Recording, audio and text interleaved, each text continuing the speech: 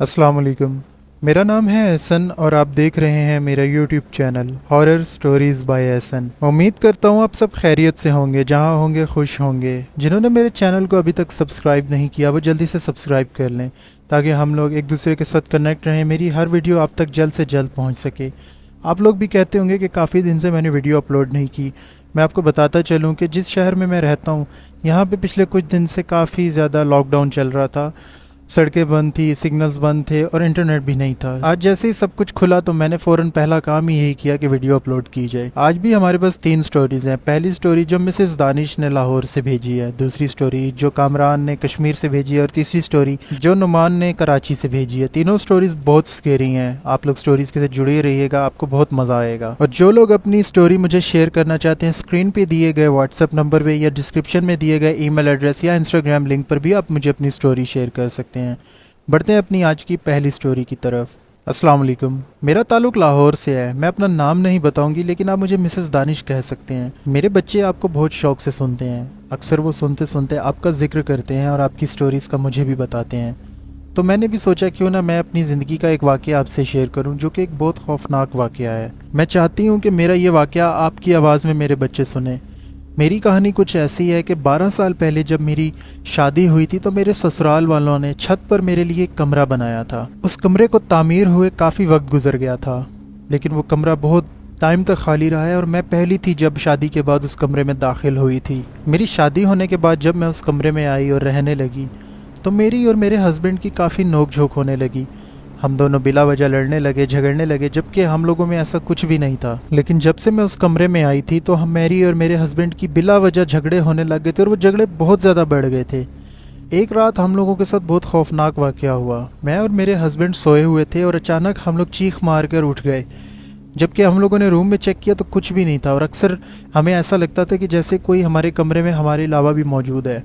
अब मैं इतना डरने लग गई थी कि मेरी सास ने नेबर में एक आंटी से जिक्र किया जिन्होंने एक बाबा जी का बताया। जब उन बाबा जी को हमारे घर बुलवाया गया तो उन्होंने सारे घर का मुआयना किया और वो हमारे घर में बैठे हुए थे। अब मैं आपको एक सीन बताती चलूँ कि मेरे हस्बैंड और वो बाबा जी बैठे हुए हैं और मैं सोफ़े पे बैठी हुई हूँ। सोफ़ा दीवार के साथ था और दीवार के पीछे ना आयतुल कुर्सी की एक फ्रेम लगी हुई थी, एक शील्ड लगी हुई थी कांच वाली। जैसे ही मेरे हस्बैंड मुझे कहते हैं कि बाबा जी के लिए चाय बना कर ले आए और मैं चाय के लिए उठती ही हूँ सोफ़े से, तो अचानक वो जो मेरे पीछे दीवार पे आयतुल कुर्सी की एक फ्रेम लगी हुई थी वो हवा में ही, यानी कि दीवार में ही पहले क्रैक होती है, टूटती है और टूटने के बाद वो सोफ़े पे गिर जाती है जहाँ मैं बैठी हुई थी। मुझे तो वो नहीं लगती, मेरी बचत हो जाती है, लेकिन ये बड़ा ही एक अजीब वाक़या था कि वहाँ पे अचानक से दिन के टाइम पे बैठे बिठाए ये चीज़ हुई। तो उसके बाद उन बाबा जी ने कहा कि मैं कुछ पढ़ता हूँ और तुम्हारे घर में फ़लानी फ़लानी जगह से तावीज़ निकलेंगे, जाके वो तावीज़ उठाओ। और ऐसा ही होता है, वो कुछ पढ़ाई करते हैं और मुझे कुछ जगह पे बताते हैं कि जाके वहाँ से तावीज़ उठाओ। मैं जब वहाँ पे जाकर देखती हूँ और मेरे घर वाले, तो सच में वहाँ से तावीज़ निकल आते हैं। और फिर वो बाबा जी मुझे कहते हैं कि कुछ खुले बर्तन, यानी कि कोई बड़े बड़ी देगचियाँ या ऐसी कोई चीज़ अपने कमरों में रख देना सोने से पहले, ताकि वो जिन्नात ना वहाँ पे बैठ ना सकें। मेरी ये समझ से बड़ी अजीब सी बात थी कि ये कैसे हो सकता है, और मुझे कहीं उस बाबा पे यकीन भी नहीं आ रहा था कि ये बस वैसे ही कोई फ्रॉड ही है और हमें मज़ीद डरा रहा है इस तरह से हरकतें करके। जब मैंने अपने कमरे में खुले बर्तन रखे, अपने जहेज़ के सारे बर्तन रखे और भी घर के बर्तन रखे, तो फिर मैंने उसके बाद जब चेक किया कि सारा कमरा फिल हो चुका है, तो अब मैं और मेरे हस्बैंड हम लोग रात को सो गए। एहसन भाई, आप यकीन करें कि रात को चीख मार के फिर हम लोग उठ गए और हम लोगों को ऐसे लग रहा था जैसे हमारे बेड के नीचे कोई चीज़ है। हम लोगों ने इधर उधर देखा लेकिन कुछ भी नज़र नहीं आ रहा था। वाज़े महसूस हो रहा था कि हमारे बेड के नीचे कोई चीज़ है और आसपास कोई चीज़ है। उसके बाद मैंने ज़िद की कि अब मैं इस कमरे में नहीं रह सकती। मैंने अपनी वालदा से भी कहा, यानी कि अपनी सास से कहा कि अब मैं उस कमरे में नहीं रह सकती, कुछ भी हो जाए मैं नहीं रह सकती। अच्छा, इस दिन के बाद 1-2 दिन गुजरे होंगे तो मेरे हस्बैंड बहुत ना वियर्ड सा बिहेव करने लग गए थे। उनसे बात करके ऐसा लगता ही नहीं था कि ये मैं अपने हस्बैंड से बात कर रही हूँ। बिल्कुल ऐसा महसूस हो रहा था कि ये मेरा हस्बैंड नहीं, कोई और ही इंसान है। लेकिन फिर उसके बाद जब मैंने अपनी सास से कहा कि मैं यहाँ पे नहीं रह सकती जब तक ये कमरा नहीं आप लोग चेंज करवाते, उसके बाद फिर मैं अपनी वालदा के घर चली गई जो मेरी अपनी अम्मी का घर था। मैं जब अपने घर आ गई तो मेरे ससुराल वालों ने वो घर कहीं सेल कर दिया और उसके बाद रेंट पे शिफ्ट हो गए। फिर मैं भी अपने उस नए घर में चली गई। यकीन करें कि उस नए घर में भी कुछ असरात वहाँ पर आ चुके थे, हल्के फुल्के थे लेकिन बहुत ज़्यादा नहीं थे। لیکن فیل ہوتا تھا کہ یہاں پہ بھی کچھ تھوڑی بہت گڑبڑ ہے۔ آہستہ آہستہ تو وہ ختم ہو گئی، لیکن جب وہ گھر ہم لوگوں نے سیل کیا اور وہاں پہ جو نئی فیملی آئی، آپ یقین کریں ان کی بھی ایک بہو تھی، وہ بھی اسی طرح ڈری اس کمرے میں جا کے، اور وہ ان کو بھی وہ گھر خالی کرنا پڑ گیا۔ ان لوگوں نے بابے بلوائے اور پتہ نہیں تعویذ دم درود کیا کچھ کروایا، کچھ حاصل وصول نہیں ہوا۔ میرا تو یہ ماننا ہے کہ ہم لوگ یہ بابے بلا کر اور ان کو بلا کر اپنے گھر کے مسئلوں کو زیادہ بڑھاوا دے دیتے ہیں اور زیادہ مسئلے خراب کر بیٹھتے ہیں۔ تو اس کے بعد ان لوگوں نے بھی وہ گھر سیل کر دیا۔ سننے میں اب یہ آتا ہے کہ ہم لوگ کبھی کبھی وہاں پہ جاتے ہیں یا پتہ کرواتے ہیں تو پتہ چلنے میں آیا کہ اب وہ گھر آباد نہیں ہے، وہاں کوئی انسان نہیں رہ سکتا، اس کو اب ایک گودام کی شکل دے دی گئی ہے۔ دن میں تو وہاں پہ کام ہوتا ہے لیکن وہ رات کو بند کر دیا جاتا ہے۔ وہ گھر اب انسانوں کے رہنے کا ہے ہی نہیں، نہ ہی وہاں پہ کوئی انسان اب کبھی آباد ہو سکتا ہے۔ ہم لوگوں کا وہ اپنا پہلا گھر تھا، لیکن ہم لوگوں کو اس مجبوری کی وجہ سے وہ بیچنا پڑ گیا تھا۔ تو میں چاہتی ہوں کہ آپ یہ میری سٹوری اپنے چینل پر اپلوڈ کریں اور میرے بچے بھی یہ سن سکیں آپ کی آواز میں۔ بہت شکریہ میم، آپ نے اپنی سٹوری شیئر کی، امید کرتا ہوں ہمارے لسنرز کو بھی اچھی لگے گی۔ بڑھتے ہیں اپنی آج کی دوسری سٹوری کی طرف۔ السلام علیکم احسن بھائی، میں نے آپ کو کچھ ٹائم پہلے سننا شروع کیا کیونکہ میرے کزن آپ کو کافی پہلے سے سن رہے تھے۔ ایک دن وہ ہمارے گھر سٹے کرنے آئے ہوئے تھے تو اچانک رات کو باتیں کرتے کرتے ہم نے آپ کی سٹوری لگا لی۔ یقین مانیں جب میں نے آپ کی پہلی 2-3 سٹوری سنی، ایک کشمیر والی اور ایک مری والی، تو مجھے بھی ایک خیال آیا کہ میں بھی آپ سے اپنی ایک سٹوری شیئر کرتا ہوں جو زیادہ پرانی نہیں ہے، 2-3 سال پہلے کی بات ہے۔ میری کہانی کچھ ایسے ہے کہ 2 سال پہلے سخت سردیاں تھیں اور میرے کزنز جو تھے وہ آئے ہوئے تھے ہمارے گھر میں۔ اکثر میرے کزنز میرے گھر سٹے کرتے ہیں۔ آپ یقین کریں جن لوگوں نے آپ کی سٹوری سنی ہے جو میرے کزنز تھے، وہ بڑے ٹائم سے ہمارے گھر سٹے کرنے آتے ہیں کیونکہ یہ ان کی نانوں کا گھر ہے، وہ میری پھپھو کے بیٹے ہیں۔ تو وہ 2 سال پہلے بھی ہمارے گھر آئے تھے، لیکن تب یہ چھوٹے تھے، اتنے بڑے نہیں تھے، لیکن مجھے ابھی بھی یاد ہے کہ میں اس وقت کافی سمجھدار تھا ہوں، تو میں ابھی بھی 20 سال کا، لیکن تب میں 17-18 سال کا تھا۔ اور آپ یقین کریں جو میرے ساتھ واقعہ ہوا تھا میں اس کو آج تک بھلا نہیں پایا، نہ میرے کزن بھلا پائے ہیں۔ سردیوں کے سخت دن میں میرے کزن جب ہمارے گھر ویکینڈ پہ آئے ہوئے تھے تو ہم لوگوں نے پلان بنایا کہ صبح شکار کرنے چلتے ہیں۔ ہم نے شکار اپنے گھر کے قریب ہی ایک نہر میں کرنا تھا۔ بہت سے لوگ جانتے ہوں گے کہ کشمیر میں بہت ساری نہریں ہوتی ہیں، ہر جگہ پہ، ہر علاقے میں۔ تو ہمارے گھر کے بالکل بیک سائڈ پہ وہ نہر تھی اور فرنٹ سے بھی اس کا ایک راستہ آتا تھا، لیکن ہم لوگ بیک کا راستہ یوز کرتے تھے کیونکہ پہاڑ سے اتر کے ہمیں پیدل جانا پڑتا تھا۔ میرے کزنس کہتے ہیں کہ یہ شکار کب کرنے چلیں؟ اب ہلکی ہلکی سردیاں شروع ہو چکی تھی، یہ اکتوبر کا مہینہ تھا اور کشمیر میں اکتوبر سے ہی سردی سٹارٹ ہو جاتی ہے۔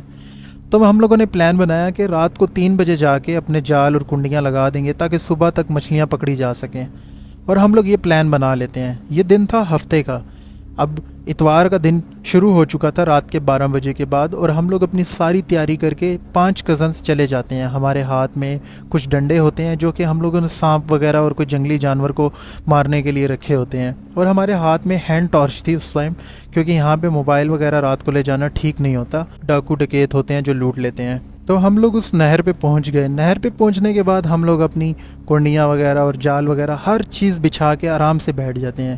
یہ رات کے 3:30 بجے کا ٹائم تھا اور سردی کی وہ لہر تھی کہ پانی کے کنارے بیٹھ کر زیادہ سردی ہمیں محسوس ہو رہی تھی، ہلکی ہلکی ٹھنڈی ہوا اور بالکل خاموشی، نہ بندہ نہ بندے کی ذات، ایک چڑیا کی بھی آواز نہیں آ رہی تھی اس ٹائم پہ، ایسی وہ خاموشی تھی۔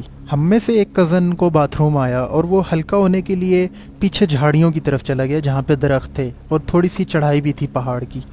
وہ وہاں پر گیا اور کافی دیر ہو گئی وہ نہ واپس آیا۔ ہم لوگ بڑا حیران ہو رہے تھے کہ یہ کہاں چلا گیا۔ میں اس کا آپ کو نام تو نہیں بتانا چاہوں گا کیونکہ جب میں نے یہ سوچا تھا آپ کو کہانی شیئر کرنے کا تو اس نے منع کیا تھا کہ ہمارا نام ظاہر نہ ہو، اور میرے باقی کزنز نے بھی منع کیا تھا۔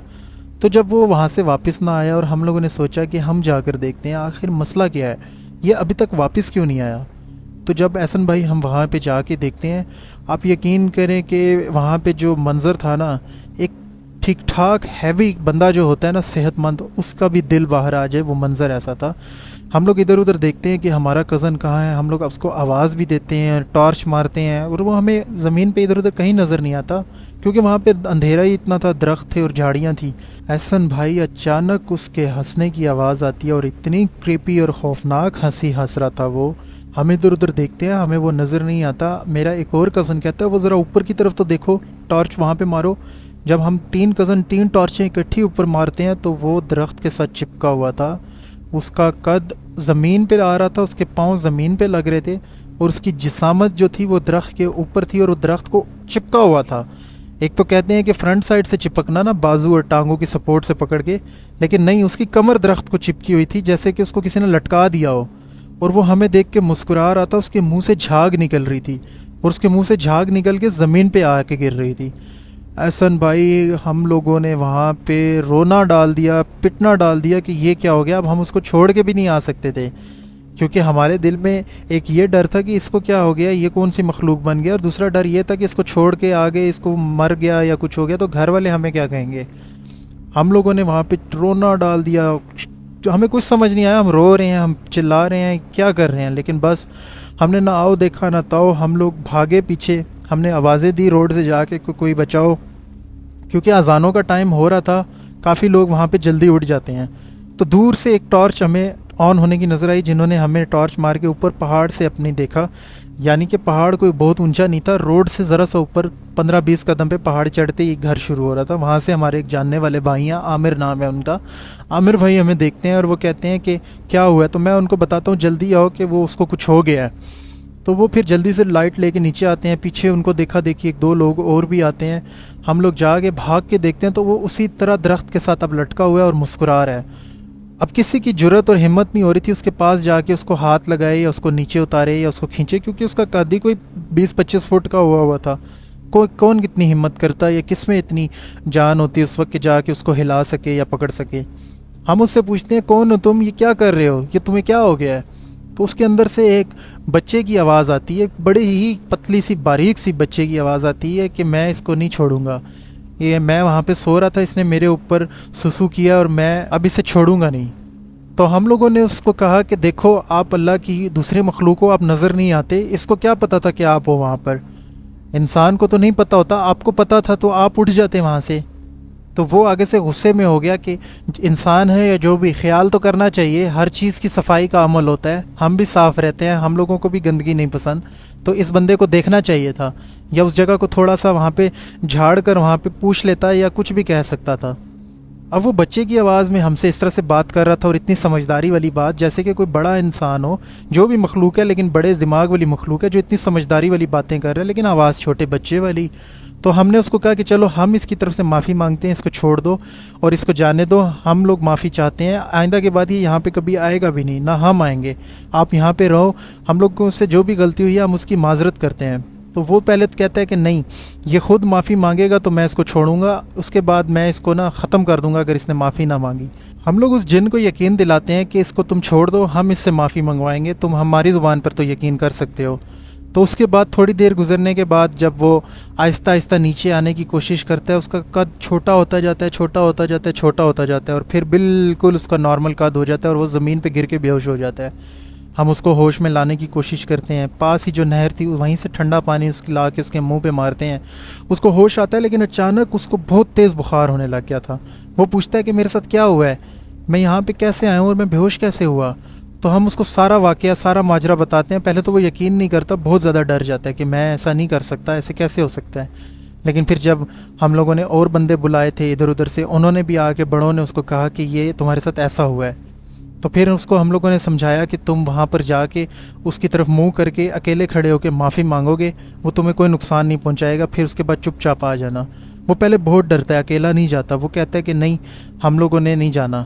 لیکن پھر اس کے بعد جب میں بھی ساتھ چلا جاتا ہوں, کچھ اور لوگ بھی چلے جاتے ہیں, تو اس کے بعد وہ ان سے معافی بھی مانگ لیتا ہے اور آرام سکون سے پیچھے آ جاتا ہے, اور ہم لوگ بھی وہاں سے آ جاتے ہیں. یقین کریں احسن بھائی کہ اس کے بعد ہم سارے کزنوں کو تھوڑا تھوڑا ہلکا بخار رہا ہے, لیکن جو میرا کزن بے ہوش ہوا تھا وہ 7 دن تک شدید بیمار رہا ہے, اس کا بخار ٹوٹنے کا نام نہیں لیتا تھا. اور وہ رات کو خواب میں بھی بتاتا تھا کہ میرے آگے ایک چھوٹا سا بچہ ہے جو مجھے آ کے تنگ کرتا ہے اور کہتا ہے کہ آئندہ کے بعد اگر ایسا کیا تو میں تمہاری جان لے لوں گا.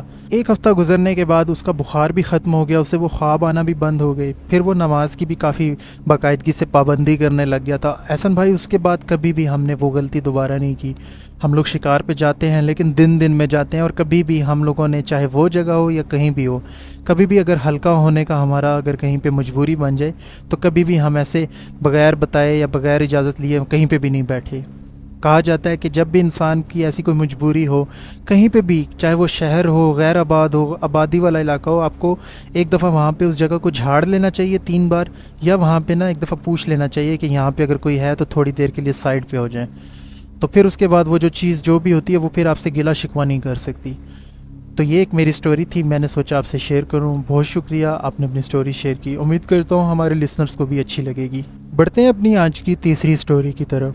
السلام علیکم، میرا نام نعمان ہے اور میں کراچی کا رہنے والا ہوں۔ میری سٹوری کچھ یوں ہے کہ کچھ سال پہلے ہم لوگوں نے ایک گھر لیا تھا۔ گھر تو ہمارا رینٹ کا تھا، لیکن وہ گھر بہت ہی پرانے زمانے کا بنا ہوا تھا۔ میرے کچھ فائنینشلی حالات ٹھیک نہیں تھے اور میرے فادر کے بھی کچھ حالات اچھے نہیں تھے۔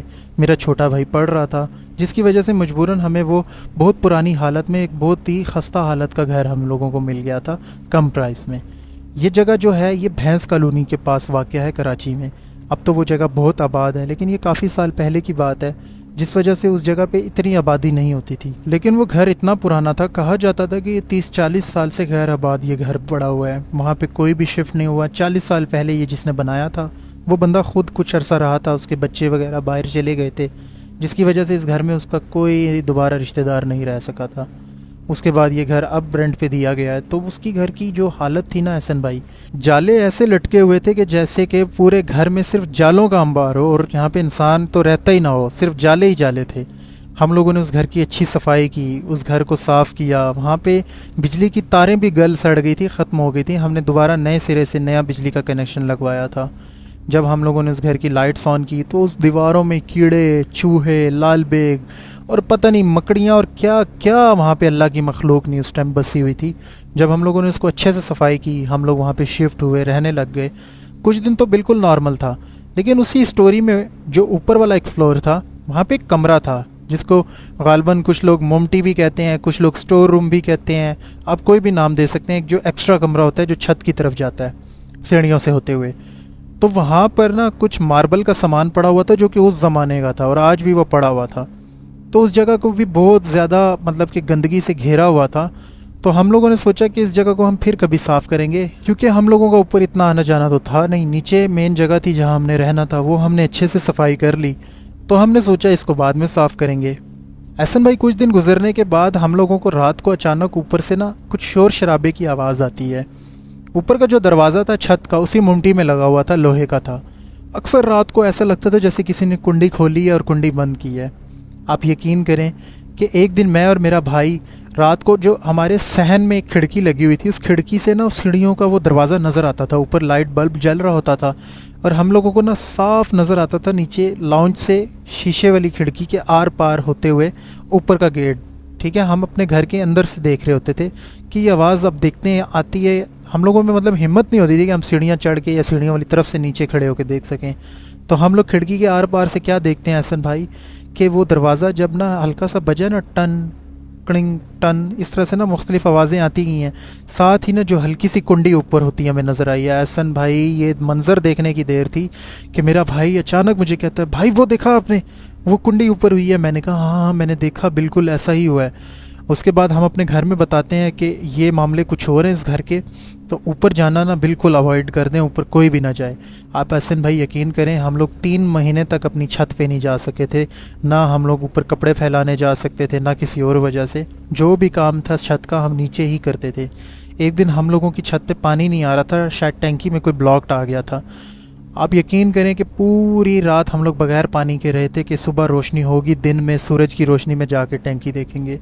احسن بھائی جب ہم دن کو آئے اوپر، آپ یقین کریں سخت دسمبر کی سردیاں تھیں، اتنی سردی کہ آپ سوچ بھی نہیں سکتے۔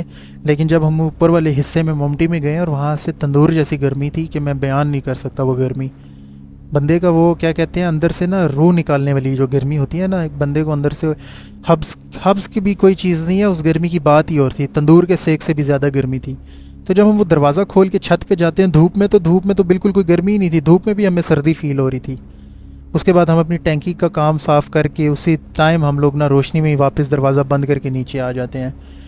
کچھ دن گزرنے کے بعد رات کے ٹائم اچانک وہ جو وہاں پہ سامان پڑا ہوا تھا، ماربل کی ٹائلز وغیرہ پرانی کافی، جب وہ کوئی بھی رہتے تھے یہاں پہ ان کا سامان پڑا تھا، اچانک رات کو وہ نا شور مچنے لگ گیا، اوپر ٹائلیں گرنے لگ گئی۔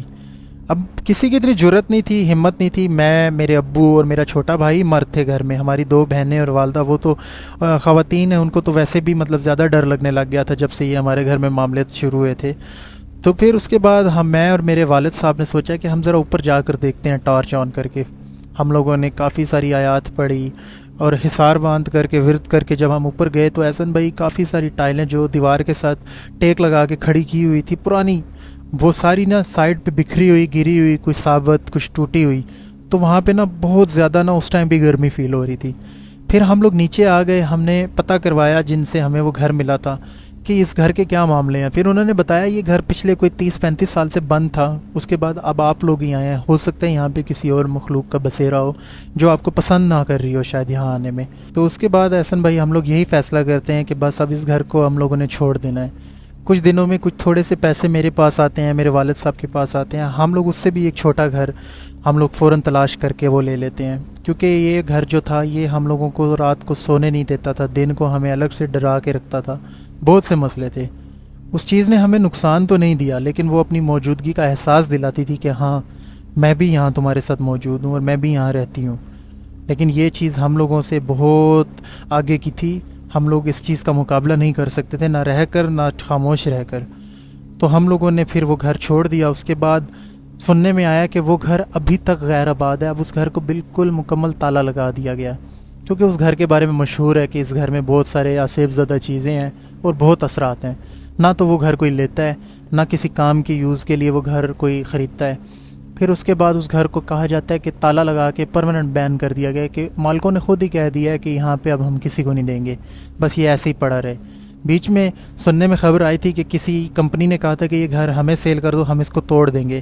جب وہ اس گھر کو جا کے وزٹ کرنے کے لیے گئے، توڑنے کے لیے گئے، احسن بھائی آپ یقین کریں گے یہ شاید ماننے والی بات نہیں لگتی لیکن جو ان کی کرین تھی جو اس گھر کو توڑنے کے لیے گئی تھی، اس ڈرائیور کا اس کا کرین چلانے سے پہلے ہی ایکسیڈنٹ ہو گیا تھا وہاں تک لانے سے پہلے ہی. تو یہ کچھ اس طرح کی اس گھر کے بارے میں واقعات ہیں، باتیں ہیں، تو میں نے سوچا آپ سے شیئر کروں. بہت شکریہ نعمان، آپ نے اپنی سٹوری شیئر کی. کافی سکیری سٹوری تھی، امید کرتا ہوں ہمارے لسنرز کو بھی اچھی لگے گی.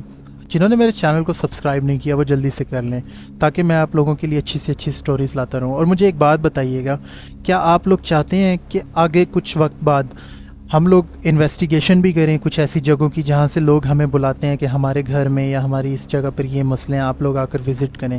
آپ لوگ مجھے کامنٹ میں بتائیے گا کیا ہم لوگوں کو جا کے ایسی جگہوں کو وزٹ کرنا چاہیے. پھر میں اس حساب سے یہ ساری پلاننگ بناؤں گا اور اس چیز کو ترتیب دوں گا. میرے چینل کو سبسکرائب نہ کرنا بھولیے گا.